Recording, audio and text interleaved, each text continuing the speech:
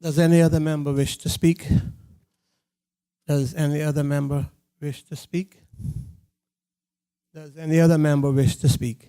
If not, may I call on the Honorable Minister of Finance for his right of reply?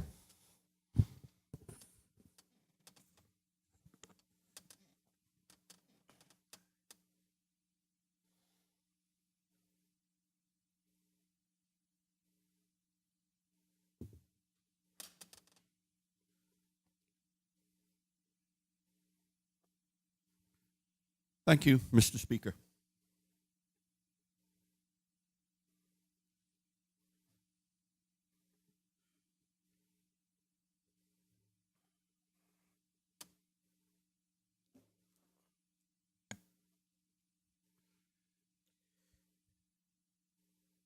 Mr. Speaker, before I actually begin my substantive wind-up of the debate on this, the second reading of the Appropriation Bill 2018-2019,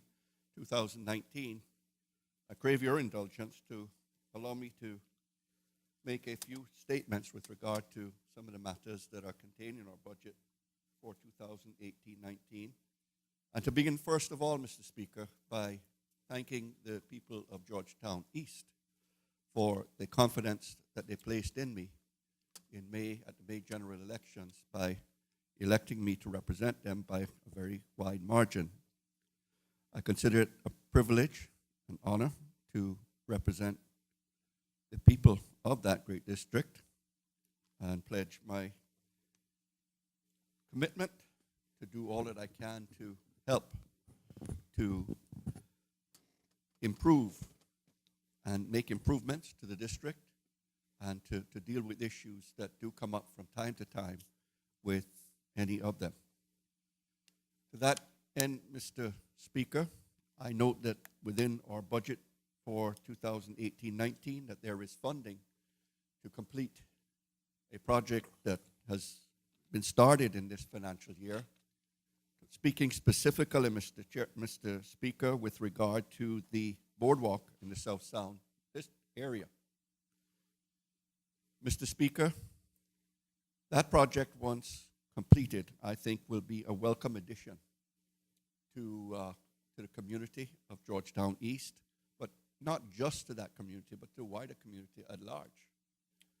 Mr. Speaker, government's goal with regard to developing this boardwalk is to provide safe access and safe passage for citizens who wish to make use of that area of the South Sound Beach. And Mr. Speaker, what government's desire is to preserve that bit of stretch of land, measuring some 1,500 feet from the Georgetown, the South Sound dock, stretching east to, I think it stops just short of the entrance to the crossings. Preserve it in posterity for the people and benefit of the people of the Cayman Islands.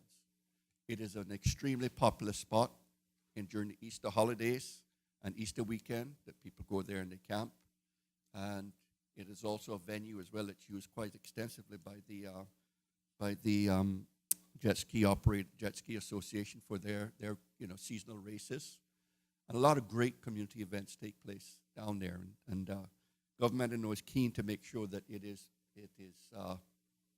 is preserved for the people of the Cayman Islands, because we hear the cries loud and clear with regard to the beaches that we have in Cayman disappearing and being developed, and nothing left really for the Caymanian people. And members will be aware of the steps we took in the last term of the last government to acquire the Smith Cove or the Smith Bacadere for the benefit of and the posterity of the Cayman Islands.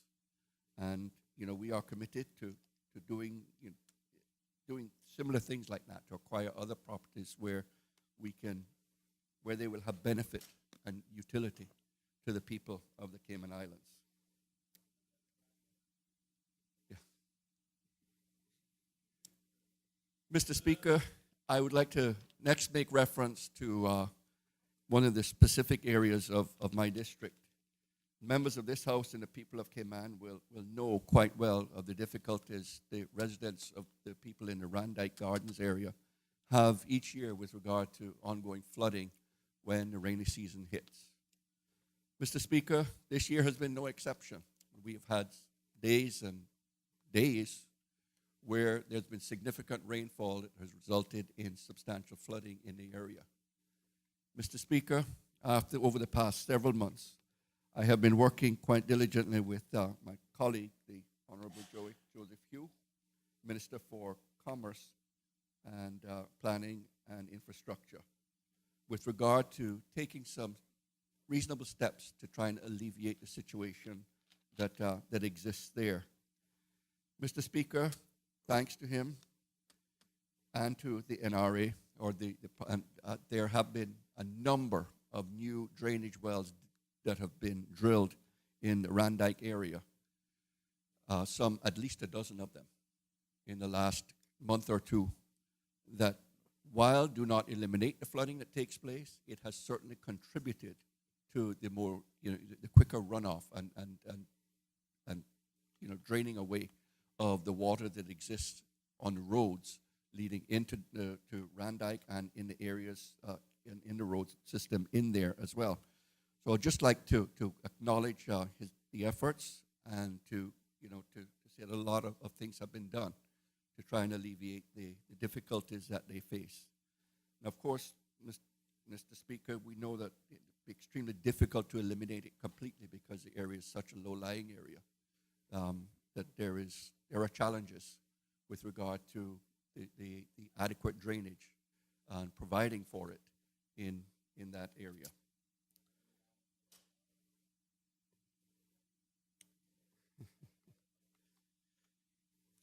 Mr. Speaker, another project that I'm so glad to see finally coming to fruition and much progress being made on is that of the solid waste management facility. Mr. Speaker,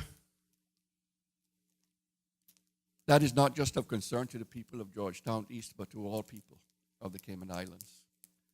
And I was particularly overjoyed just recently when the government were able to name who the preferred bidder is with regard to the remediation of the landfill, developing and implementing the solid waste management system. I'm particularly pleased to know that as part of that consortium, there are a couple Caymanian companies that are integrally involved. And so they will benefit and be a part of this process as we move forward.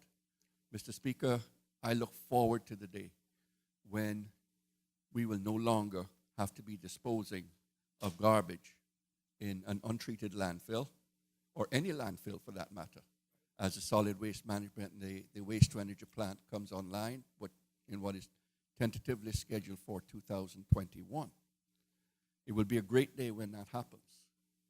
And I know from what's in the current budget, there is funding in place now for us to actually start the capping of and remediation of portions of the landfill as they presently exist, because they're not able to accept and accommodate any more refuse. And so it makes sense for us to start that work and get it taken care of, because in so doing, we're actively addressing what the major risks are with regard to an untreated landfill, and that is the leachate that would go into the ground.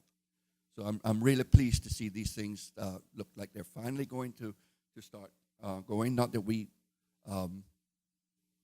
there has been any specific delay in getting it going. It has just been the process that you have to go through, because this is a public-private partnership. And I've said before in this House, these things can either be spectacularly successful or they can be spectacular failures and cost the government many millions of dollars. And so it is always important for us that we get it right, that those agreements, when they are drafted, that they are complete, that they deal with all the risks and all the roles and responsibilities of all the participants in the process. And I believe that is the way we will move, and that will be the way that things turn out. I know that there are much discussions and ongoing negotiations with the consortium with regard to resolving the issues, but they are at the table and they're in process of finalizing the agreement. And once finalized, then it will proceed forward and be implemented. So, Mr. Speaker, those are the matters that I wish to address and to bring to the attention of colleagues and the wider listening public with regard to projects that are of vital importance to my constituents and that affect my constituents, and to give thanks where it is genuinely deserved. And so, Mr. Speaker, I'll turn my attention now to wind up and start the conclusion to the second reading of the appropriation bill before the House by saying thank you, first of all, to honorable members for their contributions to the debate of the throne speech, the Premier's policy statement, and my budget address. I am confident that the public appreciated the civil tone of the contributions and the well-intended content of members' discussions of the three documents that I mentioned. Mr. Speaker, I am equally confident that the points raised by honorable members on the opposite side of the House have been addressed for the most part by honorable ministers and government backbenchers. Therefore, my wind-up contribution to the second reading of the appropriation bill does not therefore need to be extensive and will be confined to summarizing the key features of the 2018-19 budgets and to addressing a few points made by honorable members. Mr. Speaker, I will turn my attention first to a couple of the points raised by the Leader of the Opposition, who expressed the opinion that or the statement that the 2018-19 budgets do very little for Caymanians. Let me be clear, Mr. Speaker. The government does not agree with this statement, and we believe that we are justified in disagreeing with such an expression by reference to just a few clear and powerful examples that demonstrate that these budgets do indeed benefit Caymanians.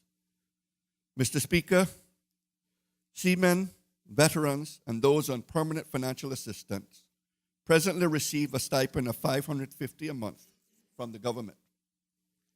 Effective January 2018, the stipend will be increased to $650 per month, and in January 2019, it will increase to $750 per month. And whilst the absolute amount of the increase, that is $100 per month, might not be material, the impact on the lives of those receiving the stipend will be significant. Mr. Speaker, in the 2018 financial year, the increase of $100 on the stipend of $550 is an 18% increase. And for 2019, it represents a 15% increase.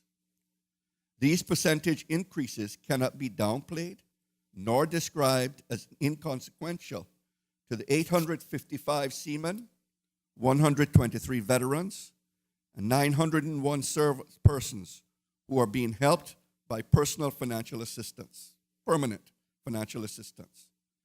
These numbers represent a total of some 1,879 persons that were assisted by the government in October 2017. Mr. Speaker, there is no doubt that these budgeted increase will result in a significant improvement in the lives of almost 1,900 Caymanians on a monthly basis.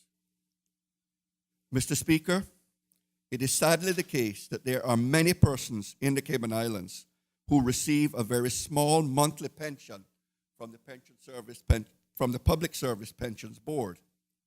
This is not a fault of the pension board, nor is it a fault of the government. Such low monthly pensions have arisen from factors such as Caymanians joining the civil service shortly before retiring and therefore not accumulating much of an eligible pensionable service in terms of time, some civil servants becoming Caymanians shortly before retiring and therefore, again, not accumulating extensive pensionable service, and some civil servants receiving low levels of wages and salaries prior to retirement, which all had the consequence effect of causing low monthly pensions to arise. Mr. Speaker, there are persons in the Cayman Islands that receive a monthly pension from the Pensions Board that is less than the present monthly stipend of $550 paid to the previously mentioned 1,900 seamen, veterans, and persons on permanent financial assistance. And government has therefore concluded that it would be improper for this disparity to continue. In 2018, these Caymanian pensioners will be given an uplift to $650 per month, and in 2019, it will become $750. This will equate low pension recipients with seamen, veterans, and those receiving permanent financial assistance. Mr. Speaker, it is expected that as many as 300 low pension recipients will be positively impacted by these increases in 2018 and 2019. Mr. Speaker, the lives of 1,900 seamen, veterans, and permanent financial assistance recipients, as well as the 300 low pension recipients, a total of approximately 2,200 persons who are the most needy and at-risk persons in our society, will receive a substantial boost in 2018 and 19 as a result of these increases. It is clear to me, therefore, Mr. Speaker, that these budgets will indeed benefit Caymanians, just as these two examples make this clear.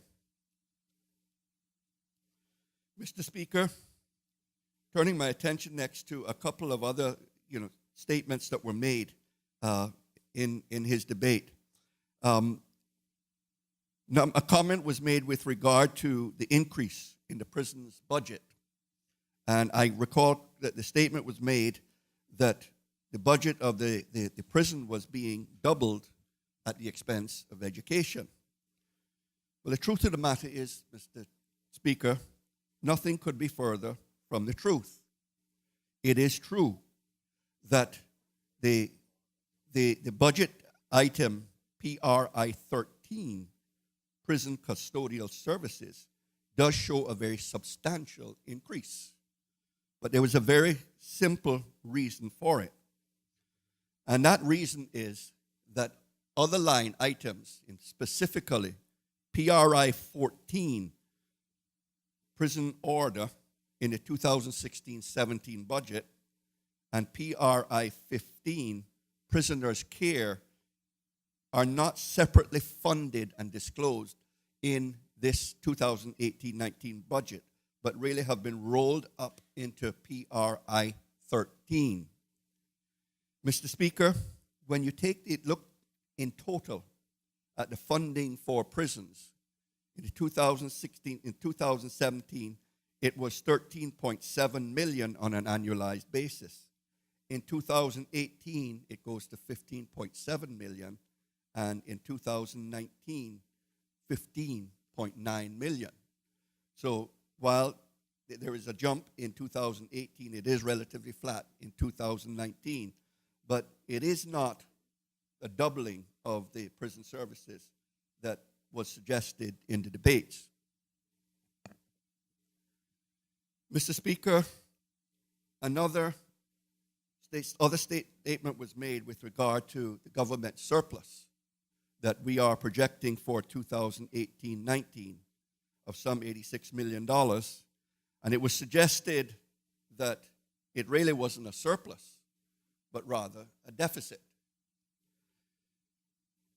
The member took the surplus that is projected for 2018 and then proffered the suggestion that SAGC's contributions needed to be deducted, as well as the capital spending of 90-odd million and the debt service of some 30-plus million needed to be deducted, and from that, you ended up with a deficit.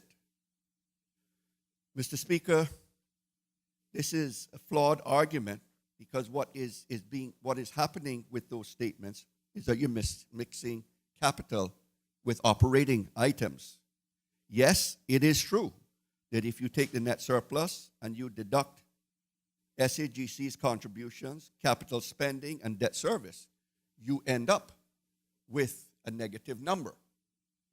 But the truth of the matter is, Mr. Speaker, a deficit it is not.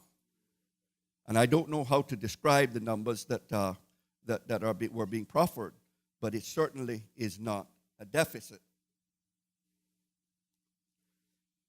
Mr. Speaker, the honorable member for Georgetown Central was critical of a $6 million decline in government's cash balances during the 2018 financial year, and I wish to address this matter. Mr. Speaker, government's statement of cash flows for the 2018 financial year is shown on pages 336 and 337 of the Plan and Estimates document. Page 336 shows the following. 1, government is expected to have positive inflows of cash during 2018 when operating revenues, operating expenditures, and financing costs, i.e. interest, are netted off of approximately $113.9 million.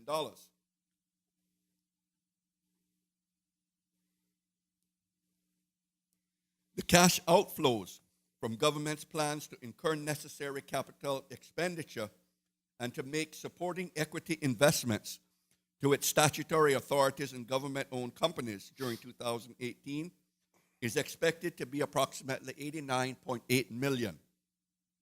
The cash outflow from repaying debt principal is expected to be $30.3 million. Mr. Speaker, when the cash inflow of $113.9 million is combined with the outflows of $89.8 and $30.3 million, the overall result is a decline of $6.2 million in government's cash balances during the 2018 financial year. The member was critical of this $6.2 million movement. Now, Mr. Speaker, government is well aware and cognizant of the $6.2 million movement, and it is of the opinion that any criticism of it is misplaced because of the following reasons.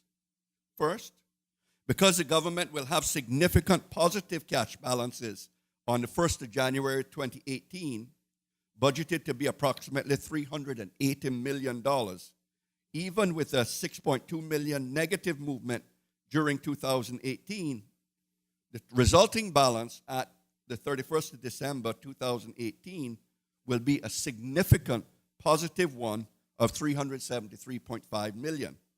And throughout all of 2018, government's cash balances will be positives. And secondly, the cash flow statement itself is mathematically sound. It is a flawed analysis and thinking for any member to suggest that government's expenditure in 2018 ought to be greater than the amount shown in the 2018 budget, and then incorrectly suggest that the decline in cash balances during 2018 by $6.2 million is problematic. The suggestion of more expenditure will result in a greater level of decline than the $6.2 million that it is currently showing, not less. In layman's terms, Mr. Speaker, one cannot expect to have a greater level of expenditure than is already in the 2018 budget, but somehow magically get a better cash result than is in the budget right now. Reallocating expenditure from one area to another, but keeping the same overall total expenditure level that appears in the 2018 budget now will also not result in an improvement in the cash balances that government expects to have at the end of the 2018 and 19 fiscal years. The only way, Mr. Speaker, to achieve this is to reduce spending. Respectfully, the concerns raised by the member for Georgetown Central are not valid if there is a desire for more expenditure or a reallocation of the existing total expenditure as he has advocated. Mr. Speaker, I now wish to summarize the key features of the 2018-2019 budgets. These key features are as follows. No new revenue measures are found in the 2018-19 budget. This means that the public will not be subject to any duty, fees, licenses, and other increases during 2018 and 19. This provides comfort, great comfort to the public, and gives great certainty to businesses and investors that the business environment is stable, it is predictable, and it is an encouragement and an inducement to invest. Secondly, no borrowing by government in 2018. This means that the country will not be saddled with new debt in 2018. In 2019, our forecasts suggest that the government may have to borrow an amount up to $153 million to repay an existing debt that was executed in 2009, rather than substantially exhaust its cash balances to avoid borrowing altogether in 2019. The government plans to repay a substantial portion, or approximately 42%, of the bullet bond that matures in late November 2019 from its own cash resources. There will be a significant reduction in debt in 2019, a net reduction of $134.1 million, as is shown by the Statement of Cash Flows on page 338 of the Plan and Estimates documents. Third, the 2018-19 budgets comply in all respects with the principles of responsible financial management as required by the Public Management and Finance Law. Compliance with these principles means the following: operating revenues that exceed operating expenditures and financing costs. This means that government must have an operating in surplus in 2018 and 19. The operating surplus expected in 2018 is $86.6 million, and in 2019 it is expected to be $265.1 million. Secondly, government's net worth should be positive, meaning that the value of government's assets should be greater than the value of its liabilities. Mr. Speaker, net worth of government at the 31st of December 2018 is expected to be $1.3 billion, and it is expected to be $1.4 billion at the end of 2019.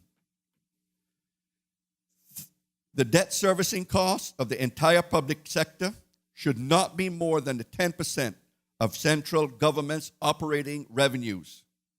The debt servicing ratio for 2018 is expected to be 8.6%, and for 2019, it will increase to 46.7% because of the requirement to repay the $312 million bullet bond in late November 2019.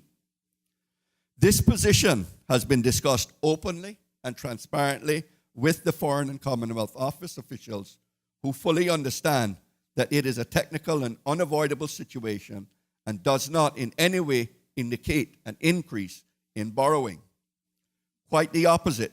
In 2019, as I stated before, there will be a net decrease of some $134 million in central government's debt. For the 2020 financial year, the ratio will once again be less than the 10% ceiling. The net debt of central government, when added to a portion of statutory authorities and government companies' debts, should not exceed 80% of the central government's operating revenues. This is referred to and known by us as the net debt ratio. Mr. Speaker, the net debt ratio for 2018-19 is expected to be 22.3% and 17.4% respectively. And finally, government's cash balances measured at their lowest balance in a financial year, typically a day in December, should be capable of covering 90 days of government's operating expenditures. In 2018, government's cash balances that are included within this calculation provide 168 days of operating expenditure coverage, while in 2019, the coverage is expected to be 92 days.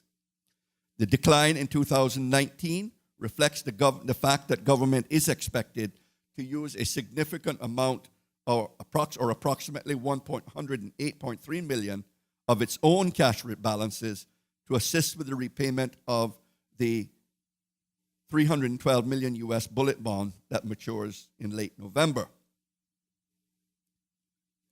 Mr. Speaker, the 2018-19 budgets reflect expenditure classifications that are very important to the public.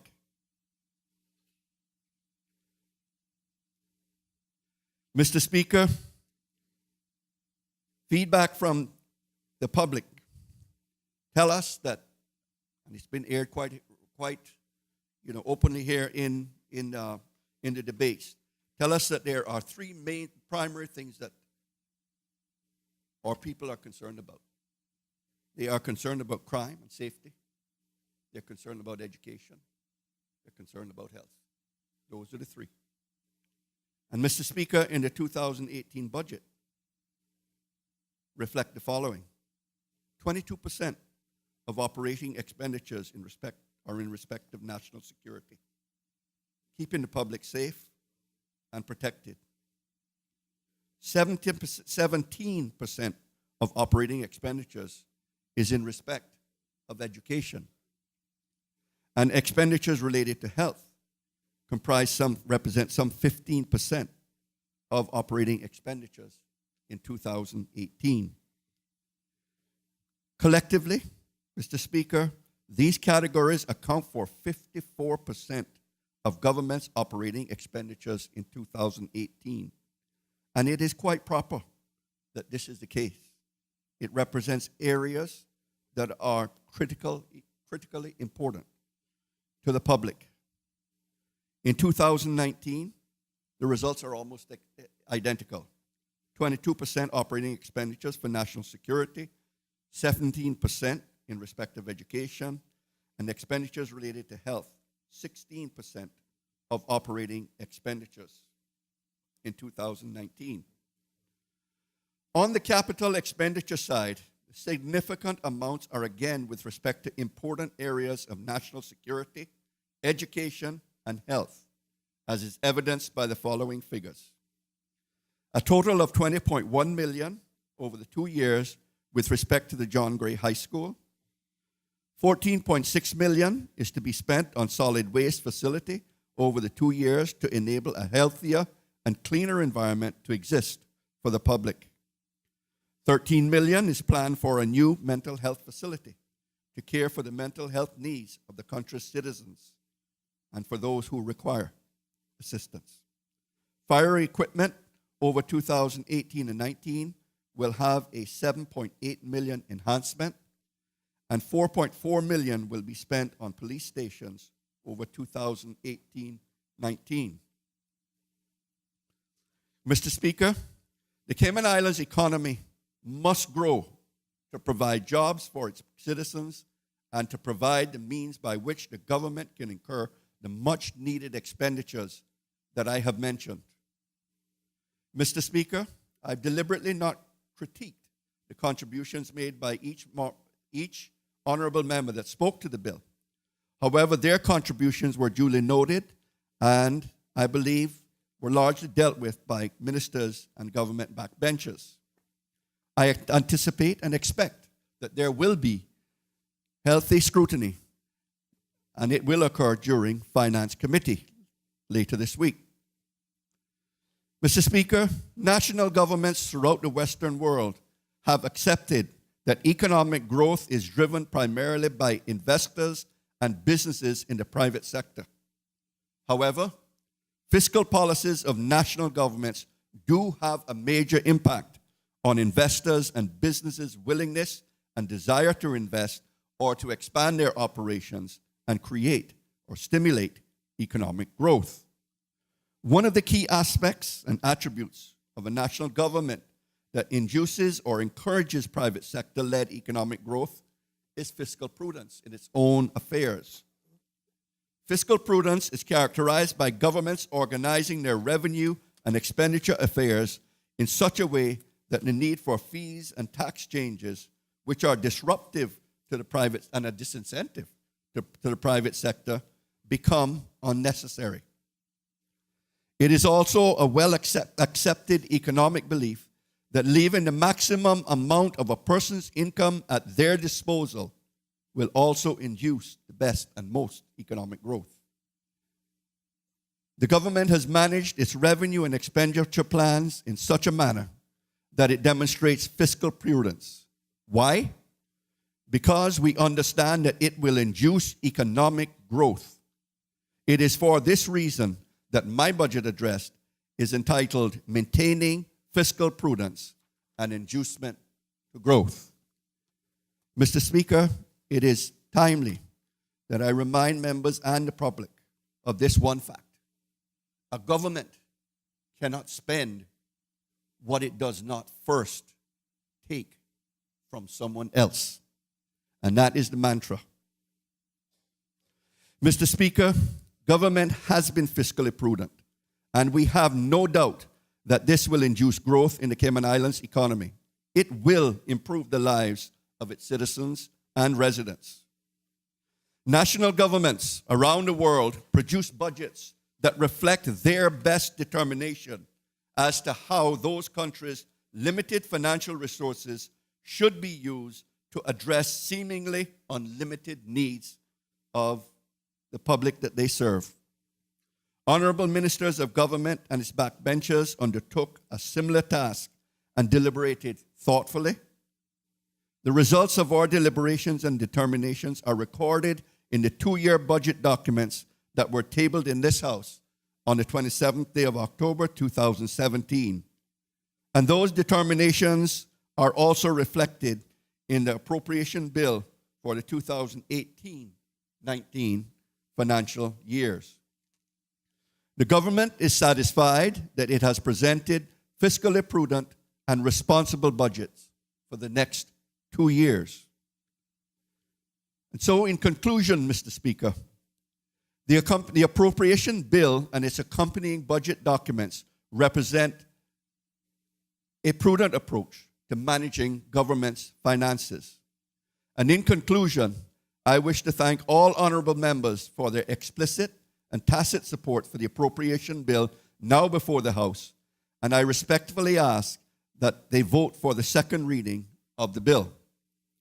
Assuming that the House approves the second reading of the appropriation bill when the vote is taken, I intend to start Finance Committee proceedings tomorrow afternoon, and at this time, seeking to start at 2 p.m. Thank you, Mr. Speaker.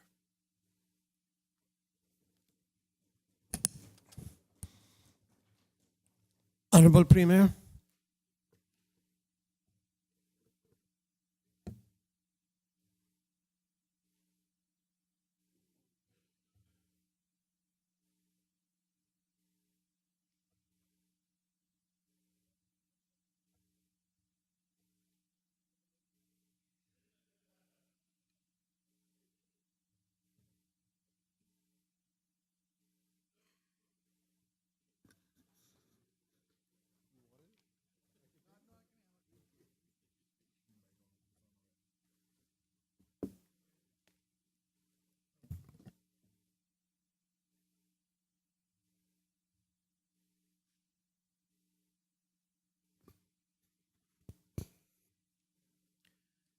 Thank you, Mr. Speaker. Mr. Speaker, to enable me to wind up the debate, I move the suspension of Standing Order 10-2 in order that the business of the House may continue beyond the hour of interruption. The question is that we suspend Standing Order 10-2 in order for business to be conducted after the hour. All in favor? Those against? The ayes have it. Premier. Thank you, Mr. Speaker, for the opportunity to wind up the debate on the budget, address the throne speech, and the policy statement, which I gave on behalf of the government. For the budget years 2018 and 2019. Mr. Speaker, Wednesday, the 8th of November, Wednesday coming, will be 17 years since I was first elected to this honorable House. I have just been elected, not just now, I was elected in May, my 5th term, my first as a representative for the newly constituted electoral district of Red Bay. The previous 4 terms I served as a representative for all of Georgetown, one of the representatives for all of Georgetown. So, Mr. Speaker, I give God thanks. I give the people of Georgetown and more recently the people of Red Bay thanks for the confidence they have reposed in me for all these years. Like all of us who have been elected, it has been no bed of roses, no easy road to represent the people, but it is a great honor and privilege. It is a great honor and privilege, and one which I believe every member of this House, and indeed every member who has gone before, have valued to be a servant of the people.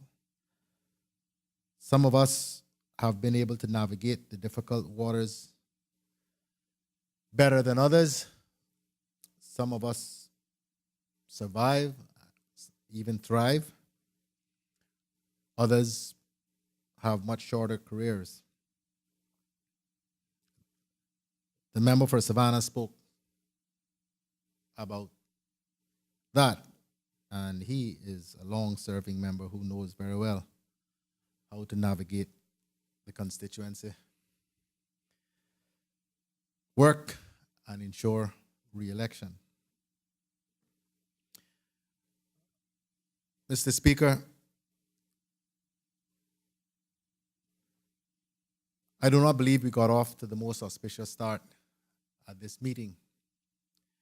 And I know full well we have a significant number of freshmen in the House. But we also have a significant number of us older heads that I believe owe this House and those more recent members who have been elected an example. And I cannot say, Mr. Speaker, that we covered ourselves in glory over the course of the first part of this meeting in that regard. Mr. Speaker, as you know, probably better than anybody else, I have fought more than my share of fights. And I do not pretend that I have always demonstrated exemplary conduct as a member on either. Well, I think since I've been in government, I've tried very hard, but in the opposition. But, Mr. Speaker, you should learn as you get older and you have more experience. Mr. Speaker, this role that we hold as elected representatives is sacred to me. The institution of democracy that this parliament in these islands represents is among the most important institutions that exist. It is what, in large part, has allowed these islands to develop the way we have, for us to have the reputation that we do as a place where there are stable governments, regardless of who comes into government. And the reason for that is that, by and large, all who have passed through these hallowed halls, although there have been some aberrations from time to time, the majority always respect the institution of the Legislative Assembly and the offices within the institution, regardless of where we stood. It is one thing, Mr. Speaker, to challenge the government, to question the government, to beat up on the government. That's part of the political process, an acceptable part of the political process. In fact, Mr. Speaker, the checks and balances that our system has built into it require an opposition to challenge the government and to propose alternative plans and programs and projects. Any opposition who does not do that is not doing their job. Lord knows I've spent as much time in the opposition as I have in the government. And I suppose the worst thing anybody can say about you is that you were a good opposition member. Because the objective, I believe, should be to become a good member of the government and to be able to do more than just object, but to actually make things happen on behalf of your people and your country and your constituents in particular. But, Mr. Speaker, at the genesis of this institution is respect for each other as elected members, and even more important, respect for the chair, for the presiding officer, for the speaker, whatever you want to term the office. For without that, there is no institution. The day that any of us in this house believe that we can go and malign the speaker and challenge the speaker publicly of colluding or discriminating against us, you undermine the authority of the House, of the institution of Parliament itself. The institution. The problem, Mr. Speaker, and I hear some of it being mouthed now, the problem is that we become too personal. It does not matter who sits in the chair.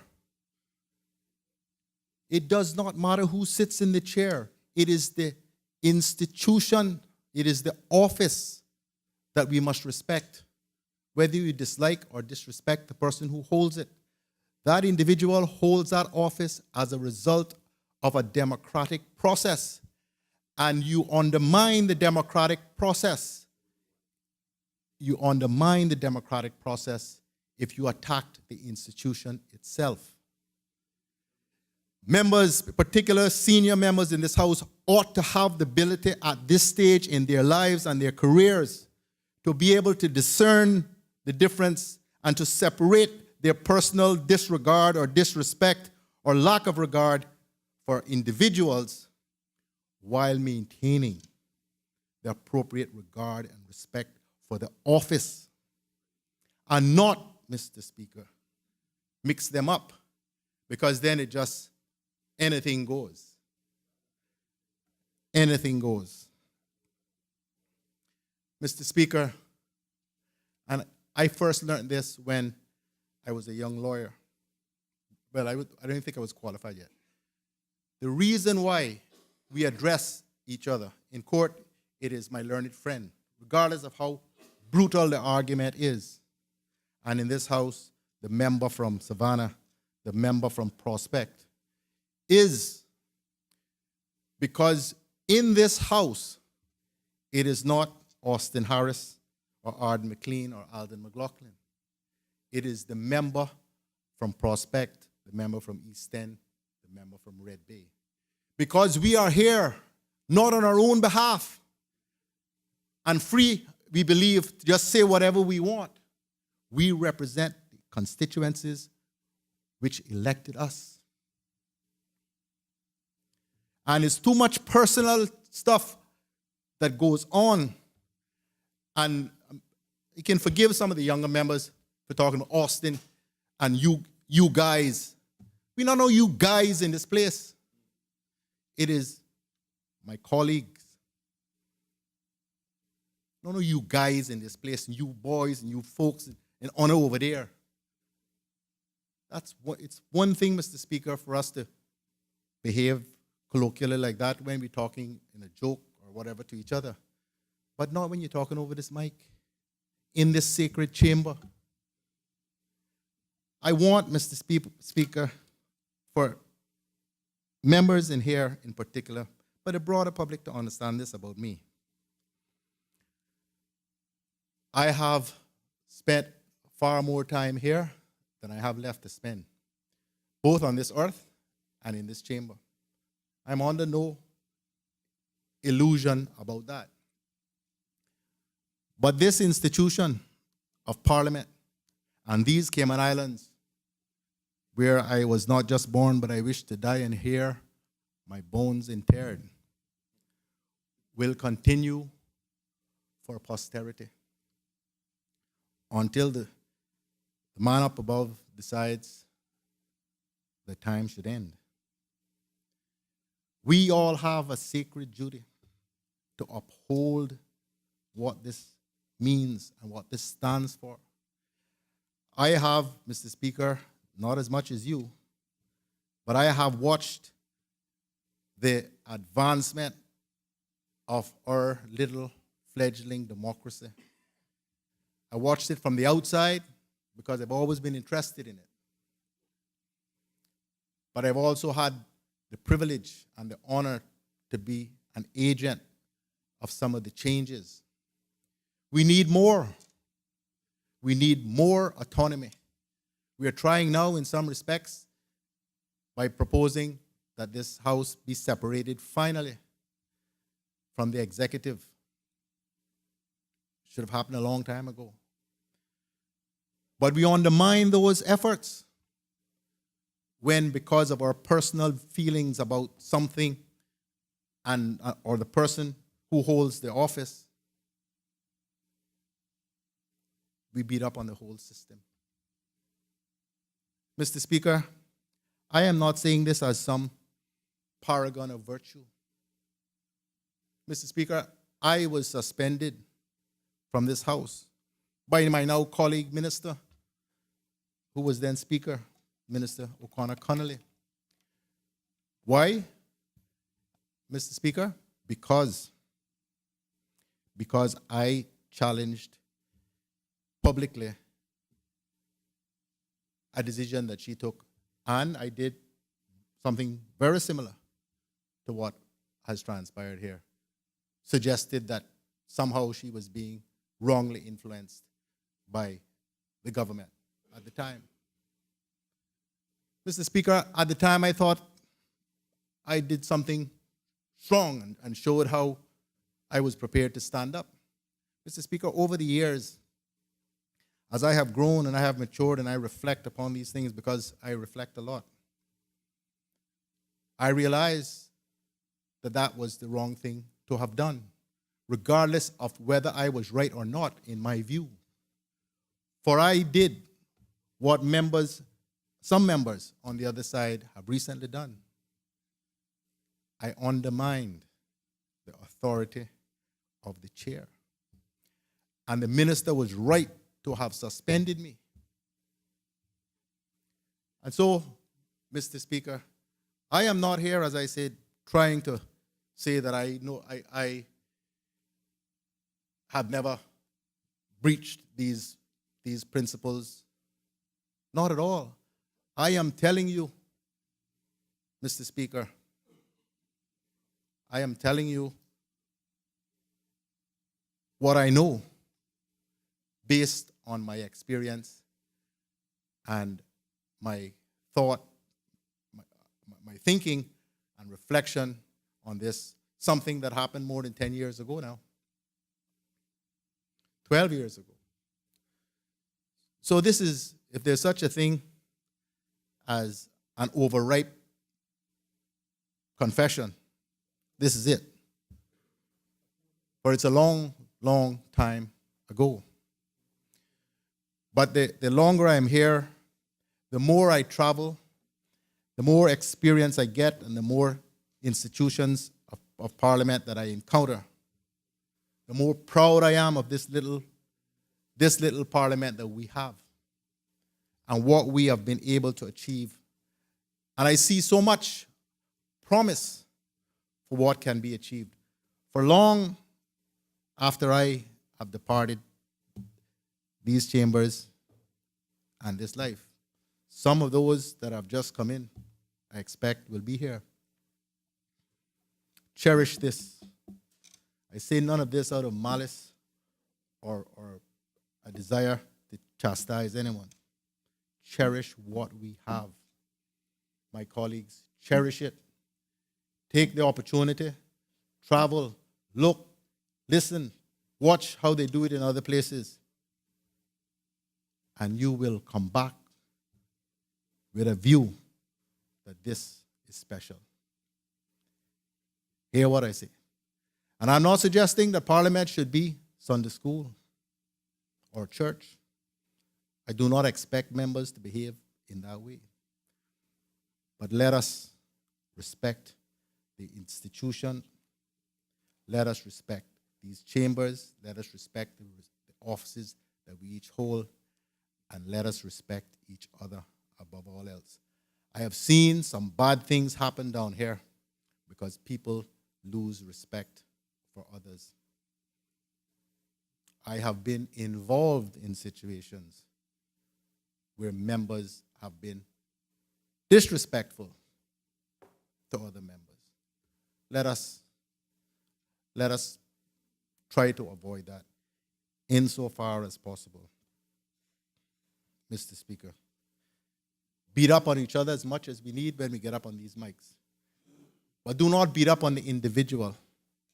Beat up on the policies or the positions that the member has taken or has not taken. But stay away from the personal stuff. That's what causes real pain and causes people to lose their cool. Mr. Speaker, I'm not going to say any more about that. But that has rested heavily on me these last few days. And I felt I needed to say something about it. Mr. Speaker, my good friend, the leader of the opposition, has claimed that this budget increases the suffering of our people and offers nothing for the average Caymanian. Now, Mr. Speaker, the honorable leader of the opposition is not known as one of those members who from time to time is likely to snooze off in his chair. I don't think I've ever seen him do that in the years I've been here. But, Mr. Speaker, I don't know how he could have missed all of the things that the government has done or is proposing to do to improve the lot of Caymanians and to make the Cayman Islands an even better place in which to live and to work, to raise our families, and to live. And so, Mr. Speaker, principally for his benefit, but perhaps for some of the others within the sound of my voice who may have missed it the first time round, I want to quickly run through the list of some of the things which this government firmly believes will actually improve the lives of our people.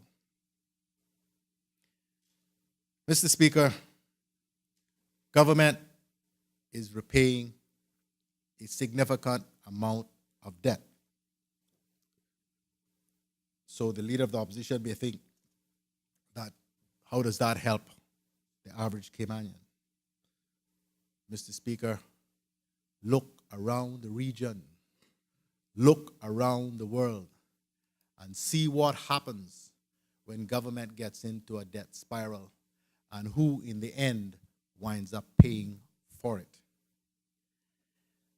Mr. Speaker, repaying debt means that we do not have to burden the backs of the average Caymanian now and for the foreseeable future. 8 years. For 8 years, this government and its predecessor,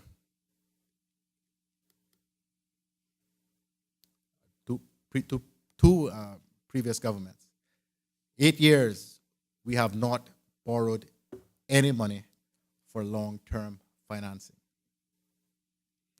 The previous administration didn't borrow any. We are not proposing to borrow any in these 2 budget years.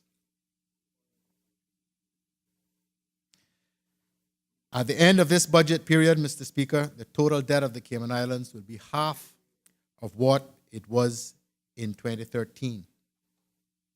This includes repaying almost half of the bullet bond.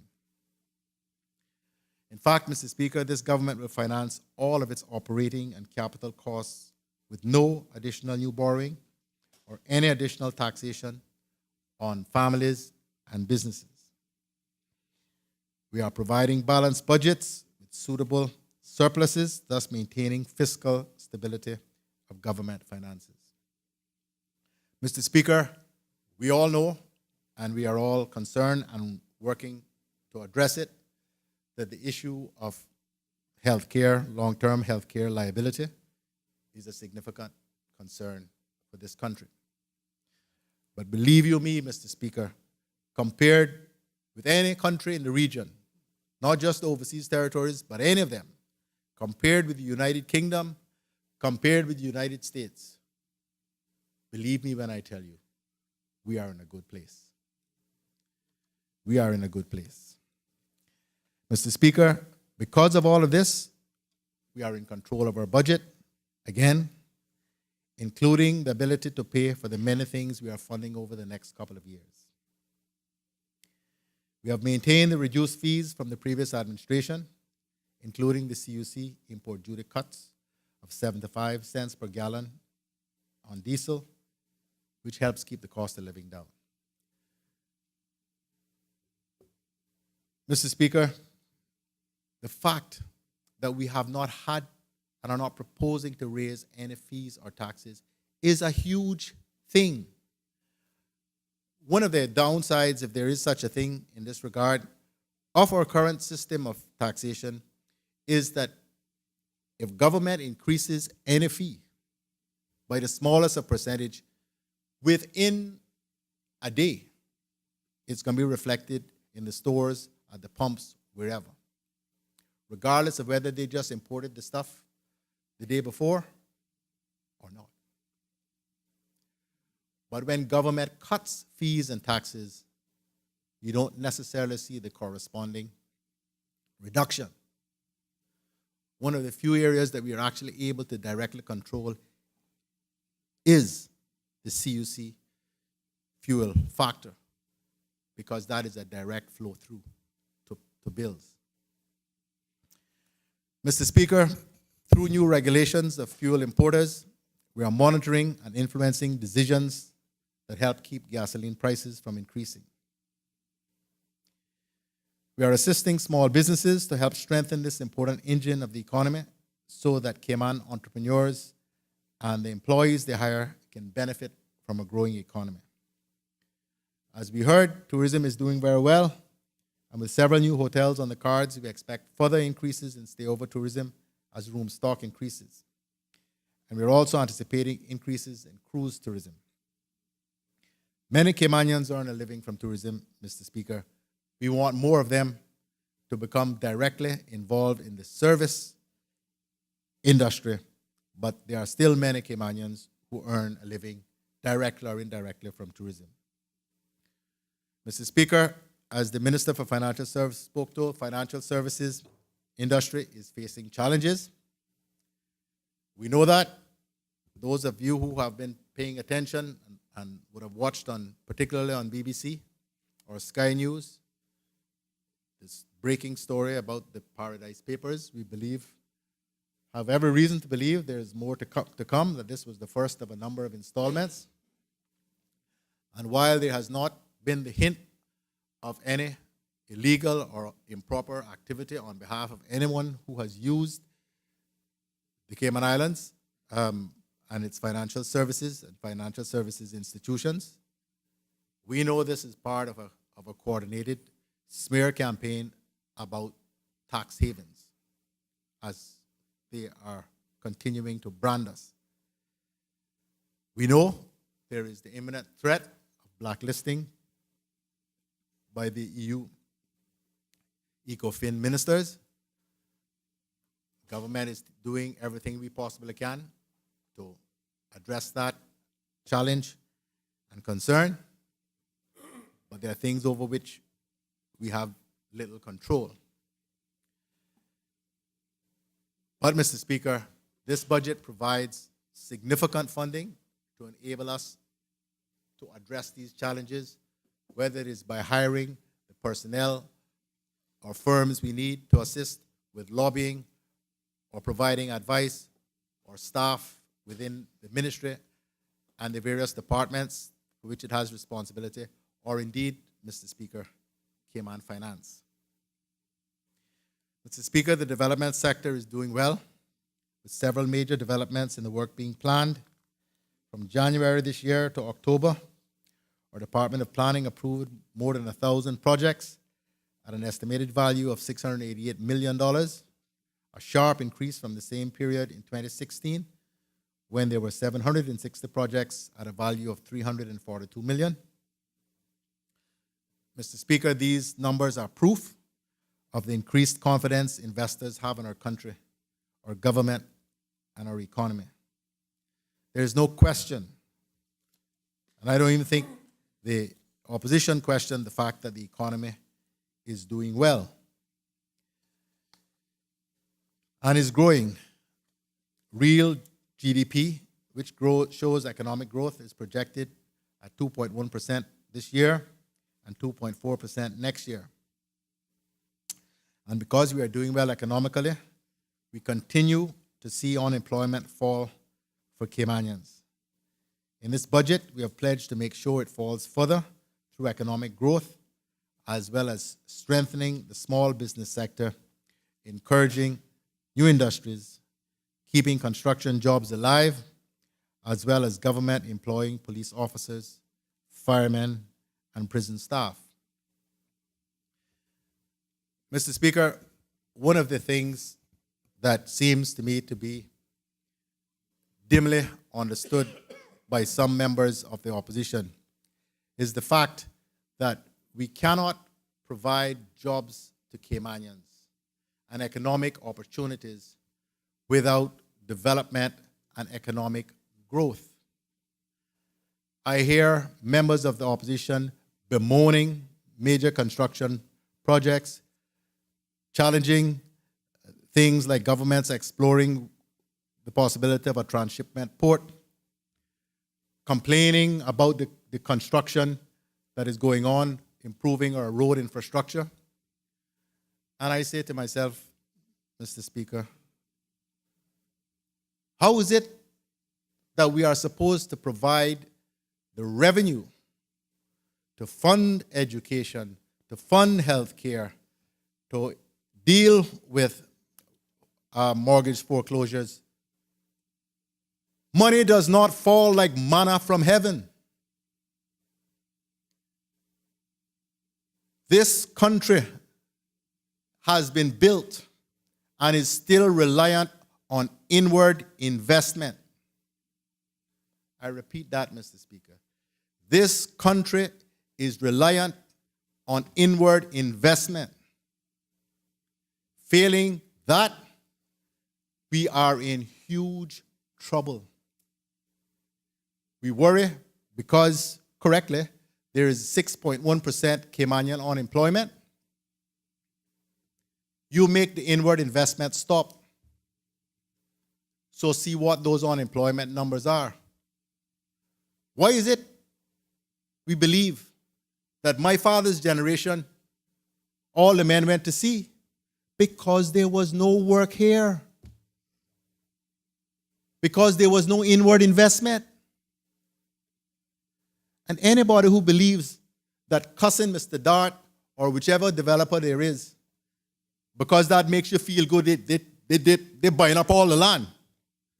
Mr. Speaker, you make the day come that inward investment stops. You make the day come that tourists no longer arrive. And we will see for that generation who came up in a time when there were all these opportunities, they will see then what it is like. The old people talk about to suck salt. Mr. Speaker, I belong to what I always call the bridge generation. I was born at a time when Cayman was still Cayman. When we beat mosquitoes, your daughter went to sea, and anybody who was left there, any male who was left there, hustled to find some little thing to do.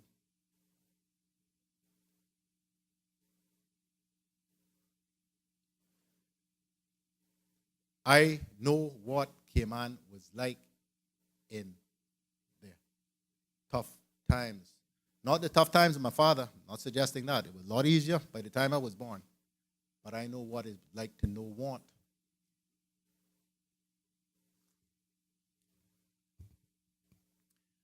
Mr. Speaker, the reason I call it the bridge generation is mine and yours was the first generation of Caymanians who had the opportunity to get a proper education in Cayman and the chance to go on to tertiary education.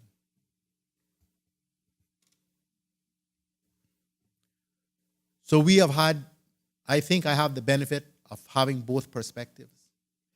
People born 10 years after me don't have the same perspective because Cayman changed so fast and the opportunities grew so exponentially over such a short period of time that many of us living in this country do not understand what we have. And because so many people don't travel except up to Miami or somewhere like that, they do not have the perspective. Take some time and travel around the region.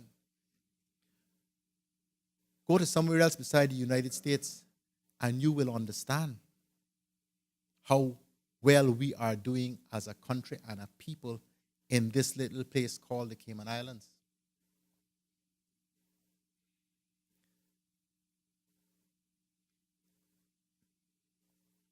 Mr. Speaker, the day we stop growing is the day we start dying. Remember, I said so. I hear them banging on about we need to stop work permits. I hear them banging on about we need to control the population growth. Mr. Speaker, anything that grows too fast creates a problem. We know that. And I am not suggesting for a moment that we shouldn't plan our development and our growth. But there is a reason, Mr. Speaker, why we are the envy of the region and many places in the world. And it is because we have not been victims to insular thinking and to prejudice. Cayman owes most of what we have in terms of development and opportunity to immigration. I know it's a bad word in some quarters, particularly across the floor, but it is immigration that has allowed this island and all of us to develop the way we have and to have the opportunities that we have. But immigration, like fire, is a good servant but a bad master. And so, Mr. Speaker, while this has been a challenge to government after government ever since time when Cayman started to really grow, when they passed the work permit law in 1969, those old people knew it then. When we got the Caymanian Protection Law in 71, they understood it then. But make no bones about it, Mr. Speaker. Cussing the foreigners, saying that nobody should be granted Caymanian status if they're not married to Caymanian.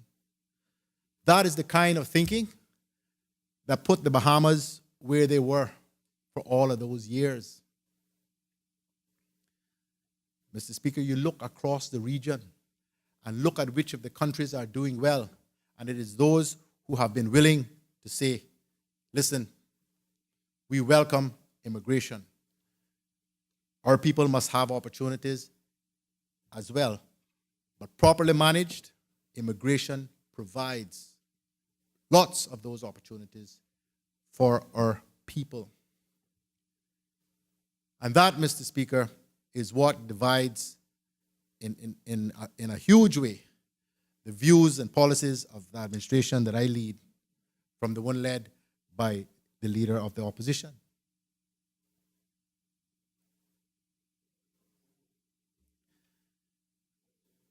Mr. Speaker, when I was born, which I always tell people was not long ago, the population of these islands was 8,500 people.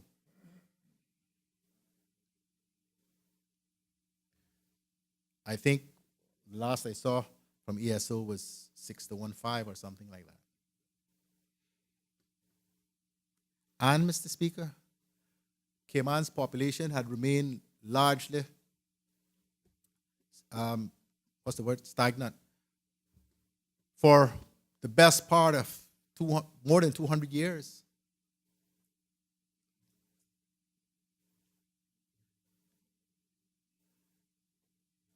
It is, and for most of that time, in fact, all of that time, up until the late 50s, early 60s, we led a largely subsistence existence as a country. Such money as came in here was sent home by our men who went to sea. It is immigration, principally, that has provided the economic foundation that we now live on, build on, I hope, and continue to improve the opportunities for our people. Mr. Speaker, I have two sons. One is 25 and one is 22. No one believes that I have anything but the very best interest and concern for the future of the people of this country, and particularly the young people of this country, and the opportunities for them to do well and live good and productive lives in a country in which they can be proud, and of which they can be proud. So, anyone in any doubt about that, let me make that very clear. But there is no future, Mr. Speaker, no future in isolationist policies, in overprotectionism, and in constantly hammering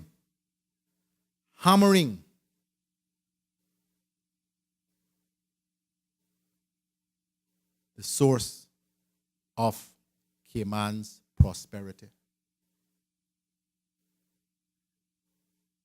Mr. Speaker, I don't know where this idea came from, that people go into business to help other people.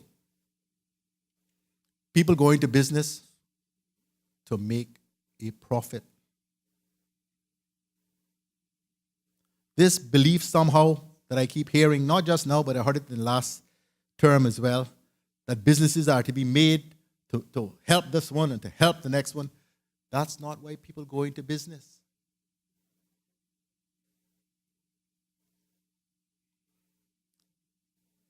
Mr. Speaker, we as a government have to ensure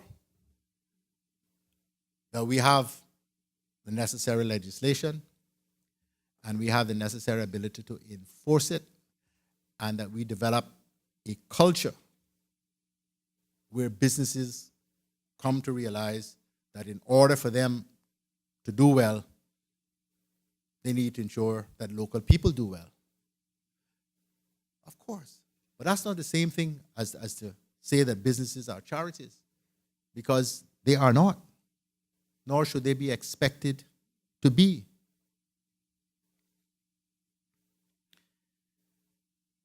Unfortunately, Mr. Speaker, and I hear it espoused in this House more and more, from the last term in particular, there is this seeming perception that of entitlement.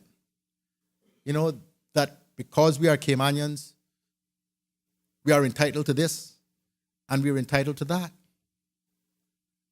Mr. Speaker, it might sound nice to your constituents, but it is not real. Nobody gives you something for nothing. You've got to be prepared to work. Those who are unable to work, yes, they are the responsibility. Any country that does not have the empathy and the decency to look after its most vulnerable and those who cannot look after themselves shouldn't exist.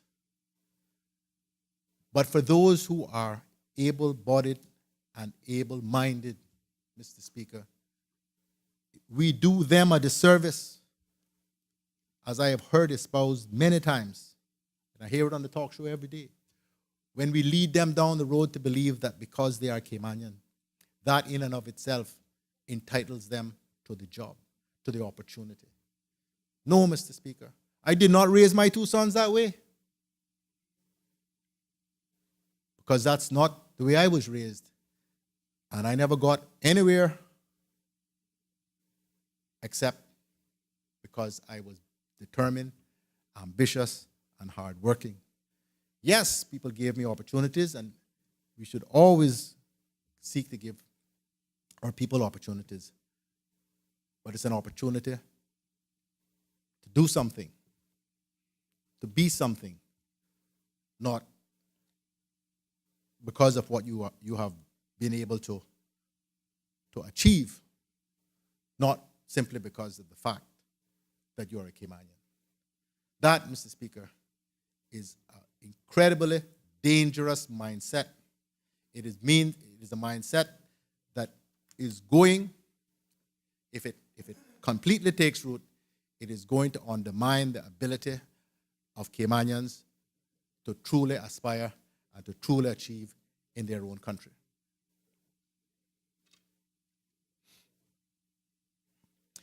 Mr. Speaker, the budget also includes the creation of a human resources department that will regulate the granting of work permits in line with the human resource needs of the country, helping to ensure that Caymanians have real opportunities in the job market. And that is necessary, Mr. Speaker, lest I be misquoted or quoted out of context. That is because, Mr. Speaker, I and the government realize full well that there are challenges in many instances to Caymanians getting these opportunities, that not everybody who lives here and works here and owns companies here are prepared to give Caymanians opportunities. We understand that. We understand that, Mr. Speaker. That, Mr. Speaker, is the other side of the coin. That, Mr. Speaker, is the other side of the coin. And thus, we are striving to make the work permit process more transparent, to require that all jobs advertised in Cayman, whether by government or by the private sector, have to be posted on the government-created portal so everybody will know what jobs there are available. Penalizing, Mr. Speaker, what we know to be abuses, like advertising the post with a certain set of conditions in Cayman and a much improved set of conditions and remuneration package overseas, criminalizing that kind of ability, of activity. So, Mr. Speaker, the member from Newland said I sound like him. Mr. Speaker, there are things that every member of this House say which are, in my view, absolutely dead on. The difference between the two of us, I say, is a question of balance and perspective. For if you kill all the business incentive, there will be no jobs for Caymanians or anybody else. And so you have to strive always to ensure that you create and you foster an environment where businesses want to operate in these islands. Otherwise, dog eat our supper. Mr. Speaker, the government, like the average Caymanian, is concerned about security. And so this budget provides the Royal Cayman Islands Police Service with resources to bolster community policing specifically and policing generally. Also in the works to enhance policing is a new police headquarters in Georgetown and plans for a new courthouse. This budget provides for the creation of a border protection agency that will utilize modern technology and other methods of preventing illicit cargo, whether through people smuggling, drugs, or guns from coming onto our shores from the sea. Keeping guns and drugs out of our islands is of importance to the average Caymanian, and I believe even the leader of the opposition will agree with me on that one. Mr. Speaker, this budget also increases services for the elderly and the disabled. It increases ex gratia payments to veterans, seamen, Caymanians in need who receive permanent financial assistance from government, and civil service pensioners to ensure that they are paid no less than what is provided to those who receive government assistance. Mr. Speaker, these people are our own kinfolk, friends, and they're all Caymanian. Their welfare is a concern of the average Caymanian and this government, and I believe, Mr. Speaker, the leader of the opposition will agree with me on that as well. Mr. Speaker, this budget provides for various capital improvements that will benefit the average Caymanian, from road corridors to minimize time in traffic, to improving the airport and the seaport. Again, Mr. Speaker, I doubt if anyone on the opposition benches will disagree with that.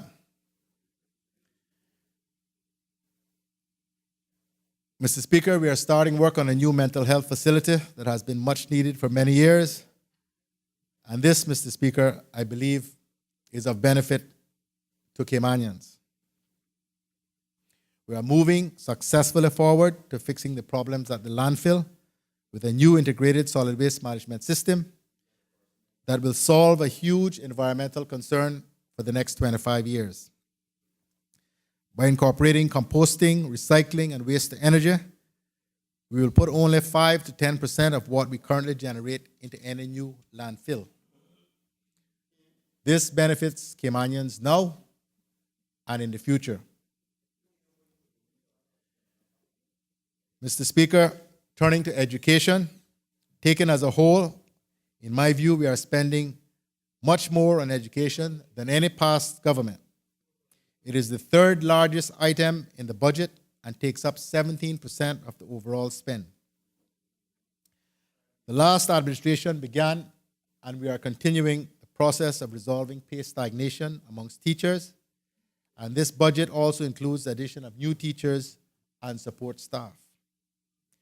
The budget includes funding to progress the John Gray High School, as well as to make improvements at Bordentown, Red Bay, Savannah, and Cayman Brack primary schools, as well as UCCI. It also includes funding to start the initial planning work for a new West Bay primary school. Mr. Speaker, I have noted, as members spoke, concerns about a reduction in maintenance, and I commit that this will be looked at to ensure the number is accurate, and if not, we will work to address the funding in the budget to maintain our schools. Mr. Speaker, I have also noted all the various concerns around on the funding of education. Accusations that schools have not been provided with enough sufficient resources, and because of that, they are unable to buy everything from toilet paper to textbooks. Mr. Speaker, I was Minister of Education from 2005 to 2009. There is nothing new in those accusations. But the facts are, Mr. Speaker, that in the 2015 to 2016 financial year, against an allocated operational budget of $95.7 million, only $94 million was spent, leaving $1.7 million available. Turning to the 2016-2017 12-month operational budget of $100.9 million, only $99.1 million was spent, leaving $1.8 million unspent.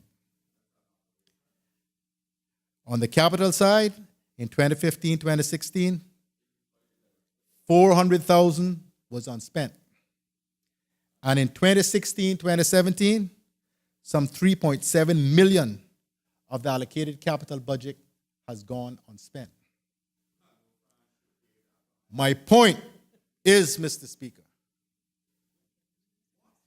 that the government is at a loss to understand complaints around resources not being provided, as the money provided over the past 2 years has not been fully utilized. There may be a problem, Mr. Speaker, but it does not lie at the feet of the former minister, the current minister, or the elected government. We do not manage the resources. We do not manage the funding. There is a chief officer in the ministry, and there is a director of education services. We do not write the checks. We do not do the maintenance checks at the schools. We listen to the complaints and we bear the accusations.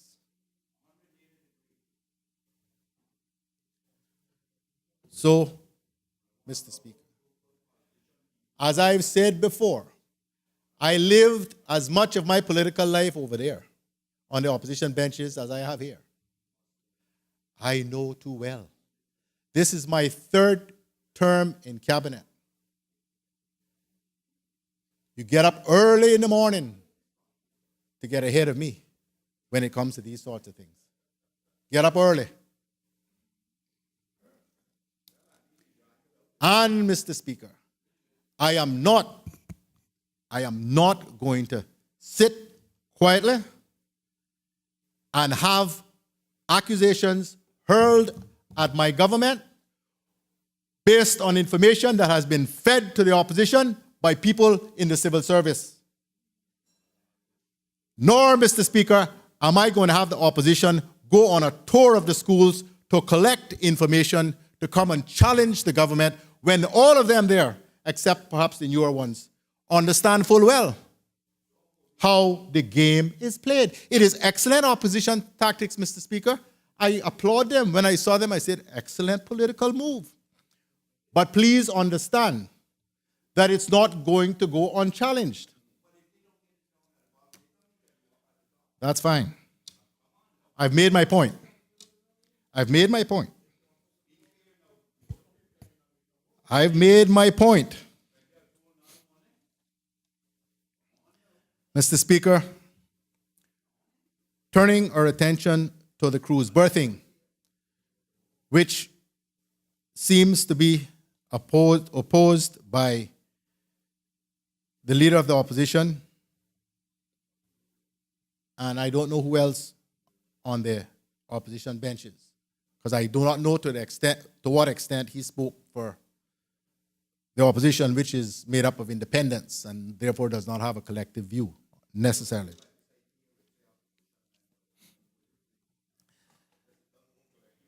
And I did not discern opposition from any other member to the cruise berthing, save the observations about transshipment made by the member from Georgetown Central, but I didn't hear him object to the cruise berthing.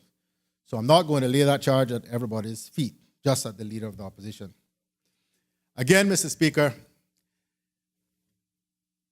a fundamental difference in perspective of the leader of the opposition and myself and the government I lead. Mr. Speaker, the leader of the opposition seems to operate on the premise that because the cruise numbers are doing well, passenger numbers are doing well now, we should say that's fine and just continue on merrily along our way, and that without intervention will continue to be the case forever and ever. Amen. It would be good, Mr. Speaker, if we could believe that would be fine. Why would the government engage in a controversial project like this? It has taken us 4 years to get to this point, not including the years that your good self spent, Mr. Speaker, when you were leader and premier and Minister of Tourism, and all the years that went before when it was talked about. Why would we engage in all of this if we could simply sit back, fold our arms and say, the numbers are doing really well, let's focus our time, energy, money on something else where there is less controversy? Mr. Speaker, the reason for that is because the government knows full well, based on, can't even say research, based on representations that have been made to us by the two principal cruise companies, that these numbers will not be sustained, let alone not grow, unless we are able to provide cruise berthing facilities. Cayman is the only port in the entire region at which cruise ships call that does not have cruise berthing. If that doesn't say something to you, you are being deliberately deaf. Mr. Speaker, all of the things that we need for this country and our people, and the constant list of demands from the leader of the opposition and his colleagues, requires funding, requires revenue generation. Employment for our people, economic opportunities for our people. We have to continue to build and to grow these things, Mr. Speaker. They don't happen just because it's Cayman. It happens because of good management, planning, and thought.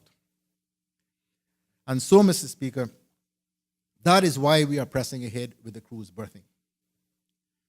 Almost every major speech I give provides an update about this. It's no secret. The country in this House has known for some time we have been reassessing, as we had committed to do, the realignment and repositioning of the cruise piers to minimize dredging. The work on this took some time, and this also influenced the final projected costs. Negotiations with cruise lines continue, but I give this House and this country this solemn undertaking: no cruise piers will be built unless the cruise lines are part of the deal. They must have as much to gain or lose as do the people of these islands. In terms of the financing model, It is expected that the cruise lines will assist with funding and will be repaid over time from income earned by cruise passengers arriving here. If they do not bring the passengers, they do not get paid. Mr. Speaker, we are committed to this. We have to have a guarantee of a minimum throughput of passengers over the life of the financing of this project. We cannot, Mr. Speaker, get to a position where we have to finance the cruise port from other revenue sources, because that means we're going to have to ask our people to cough it up. It's as simple as that. The reason why the deal hasn't gone more quickly than this is because, quite frankly, the cruise lines have been used in Jamaica and in Honduras and anywhere else they've gone to walking in and saying, this is the deal, you want the port, you pay for it. We are not prepared to do that. I don't know where the leader of the opposition got his numbers from. I'm sure he didn't invent them, but there's a great deal of speculation going on. But the reality is that the costings are not complete. And so we are not in a position where we can say to you that the projected cost is going to be this number. And to put out some estimated number on our part is just to continue to add more speculation to what is already speculation.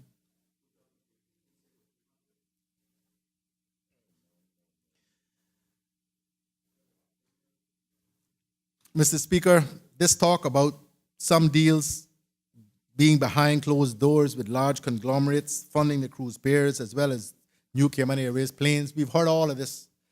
Mr. Speaker, it is just that. Speculation has no basis in truth or in fact. Mr. Speaker, particularly the leader of the opposition and the member from East End, no. Alden McLaughlin may be many things, but he's not a liar.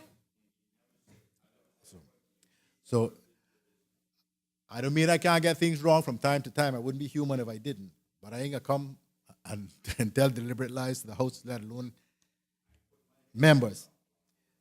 And that really doesn't have anything to do with what they think of me. It has to do with who I am and what I think of myself.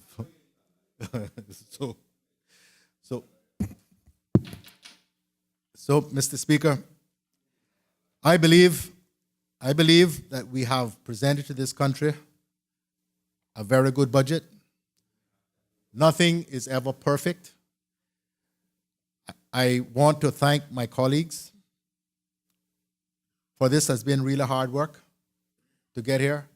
We've had to incorporate the views of the coalition, 3 distinct set of perspectives. 4, I could probably say, quite frankly, because Minister Seymour and Councillor Harris don't belong to a particular grouping, so they each bring their own perspectives. But I believe that we've managed to accommodate the various views and to get to a place where at least the government can support the proposals that are made. Obviously, not everyone gets everything one wants. It never works that way. But what I can say, Mr. Speaker, from experience, this is the 3rd cabinet I've been in. We spend a great deal of time battling over allocations. In almost 50% of the cases, we never spend the allocated money. The system does not allow it to be spent that quickly, particularly when it comes to capital developments. As an example, John Gray High School, 4 budgets we allocated money for the recommencement of the construction of John Gray. 4 budgets. You see how far we got? We never spent the money either year, all the money either year, because the system or systems won't let us. These days, you got so many OBCs and CBCs and LBCs, and NBCs to go through. And then you've got the challenges of dealing with complex construction. 4 years. If I sound a little bit frustrated, it's because I am. Because we are in the firing line. We are the ones that get the blame for why it hasn't moved forward. And that goes with the job. So I'm not trying to run from the job. I'm just explaining it is not for a lack of will on the part of the government.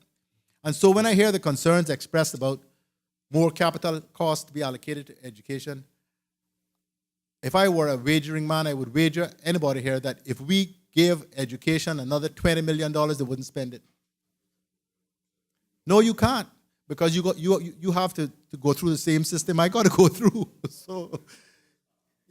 And it's not a lack of political will to get these things done. So what I will say, this is a 2-year budget. It is the first one that we have. 24 months in terms of the budget is a long time. Things change.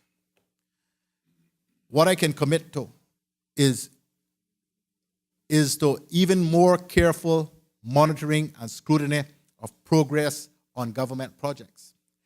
And if we see that we are not going to be able to get this particular project done, but there is another project that can be advanced with the permission of Finance Committee in this House, we are prepared to look at reallocating those funds and move that particular project ahead if this one is not going to be able to go. Rather than getting to the end of the budget cycle and you got unspent money and you haven't been able to carry out the promises and complete the projects that the government has undertaken to do and which the country really, truly needs. Mr. Speaker, I just want to finish in this way. I started talking about this institution of Parliament. It is a matter that is near and dear to me. I came into this House, Mr. Speaker, when there were no parties, in a situation where the first government that was agreed upon fell apart before we were even sworn in. And that perhaps is what cemented in my mind and in my being the need for political organization. I think we do our country and we do our people a real disservice where there is not political organization. That does not mean they have to be parties. I don't mind what you call them. But you have to have a group of people who coalesce around a particular set of principles and aspirations to be able to tell your people, if we get elected, this is what we're going to do. I've often heard politics described as a blood sport. Perhaps it's that. But what I know best from my experience is politics is a team sport. And if you do not play as part of a team, your opportunities to achieve anything for your people are slim to nothing. If you want, Mr. Speaker, to make a name for yourself as someone who challenges the government, you can do that on your own. If you want to be an individual who has great ideas, which you lay out for the country with great eloquence, you can do that on your own. But if you want to get anything done, you better make sure that you have the majority of people in this House agreeing with you. Otherwise, after all the debate is over and the vote is taken, you will get claps on the shoulder, nice bit written up in the Compass or Cayman News Service, and then they move on to the next issue. That's the way it works. That's the way it works. We have, Mr. Speaker, an opportunity, government and opposition, to work together to achieve good things for this country. I hear some members get up and pound their chest a little bit, and that's okay. Been there, done all that too. But I want members to look again at the election results, as I do. I am a student of politics. This is what I chose to do, and I work hard at it. Very few of us in here have any real mandate. When you win your seat by 36 votes, or 16 votes, or 27 votes, or 23 votes, you don't have a mandate to brag about. One extended family could make all the difference in the result. And so, and perhaps some people will tell me, boy, Alden, you shouldn't give them this advice. But I am here to say, particularly to the younger members,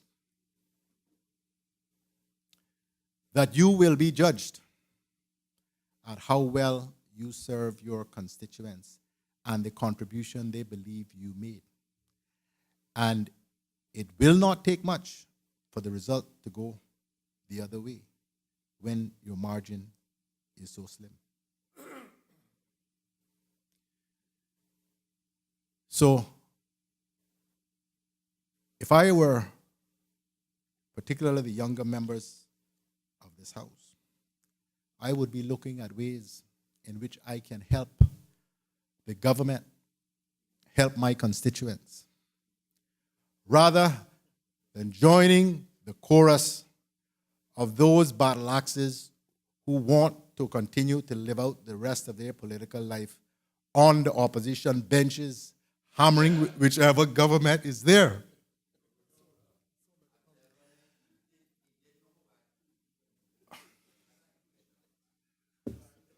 So, Mr. Speaker,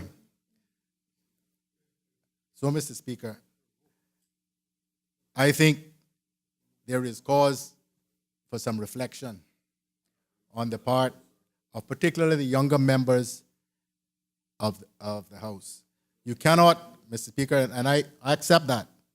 And Lord knows, Mr. Speaker, were they to change, I don't know if I could handle the change. I know you can't teach old dogs new tricks. So I'm not going to try. But, Mr. Speaker, if members truly want to make a difference for their constituents, spend more time looking at the positive things that you can help effect, rather than joining the worn-out chorus of no, no, no, and going on each and every talk show and joining the negativity, which seems to be part and parcel of hosting any of the talk shows in Cayman, hammering away and hammering away and hammering away at the government. Do not think, Mr. Speaker, about the next election in 3 years' time. I promise you, if you do what you need to do for your people, you won't have to worry about the next election. There are many, Mr. Speaker, over the years who, and even now I see it, who give me little credit at all as a politician, because I am not your huggy, smiley kind of person. That's not my personality. And many have said that it's the Honorable D. Kurt Tibbetts. Without him, Alden would never get elected. Well, Mr. Speaker, he's not here now. He did a whole lot for me over the years, and I love him. I call him my big brother. But, Mr. Speaker, there is a reason. There is a reason why I've been elected 5 times. There's a reason why the member from Savannah has been elected 7. And you, sir, with 40. There's a reason. There are others as well. The minister from Cayman, they got 2 ministers, Minister O'Connor Connolly. There's a reason. And Minister Moses Kirkconnell, there's a reason. So, Mr. Speaker, let's all try to be as positive as we can. These beautiful Cayman Islands are a great place. Nothing is perfect. We've got our respective roles to play. And I don't want the opposition to agree with everything I propose because I'll get really worried and I'll start thinking some of my proposals will be wrong. But Mr. Speaker, we know we have our roles to play. But please, let's all respect each other. Let's respect the institution of Parliament. Let's respect the democratic process. And let's respect the offices that each of us hold, whether we like each other or not. Mr. Speaker, I shall do everything I can to support you, to assist you in the difficult role that you have, and particularly, sir, for I know it is one of your keenest wishes to effect the transition of responsibility for the running of this Parliament from the executive to the Speaker. Mr. Speaker, I look forward to Finance Committee. I know there will be a great deal of scrutiny. That's what that process is about. But I do honestly believe that the Cayman Islands, with God's grace, is in as good a place as ever it has been in my lifetime.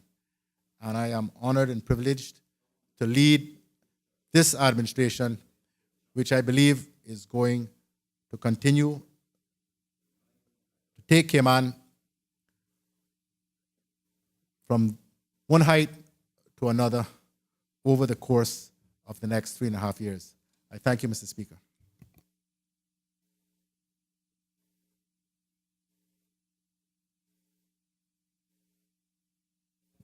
The question is that the appropriation financial years 2018 and 2019 Bill 2017 be given a second reading. All in favor? Aye. Those against? The ayes have it. Mr. Speaker, may I have a division, please? Clerk?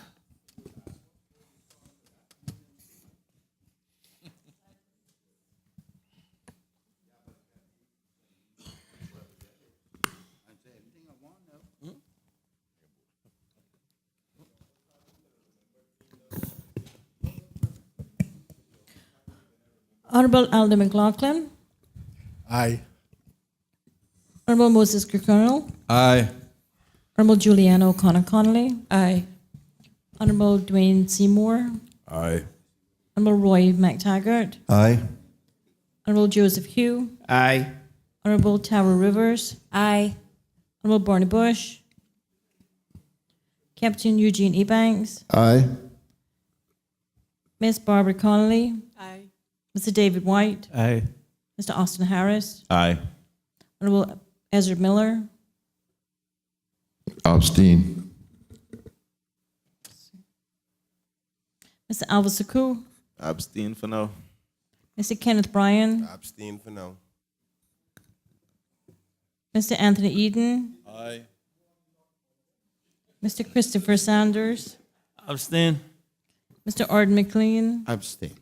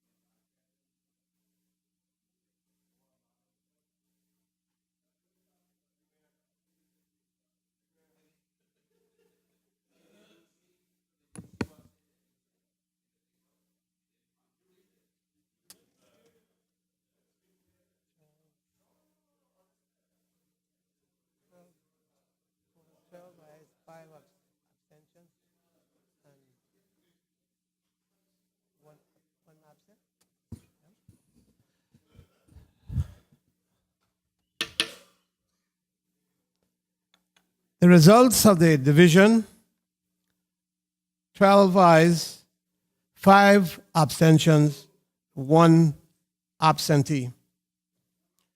The bill is carried.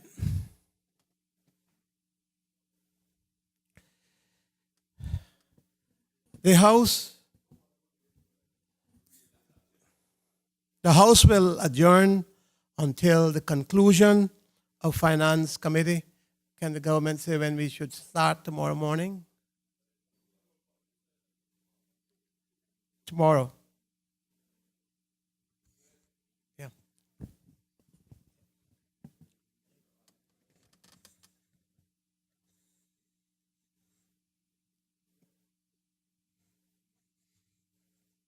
Thank you, Mr. Speaker. Mr. Speaker, I move the adjournment of this Honorable House until the conclusion of Finance Committee, which the government proposes will start at 2 p.m. tomorrow afternoon. The question is that the Honorable House do now adjourn until 2 p.m. tomorrow.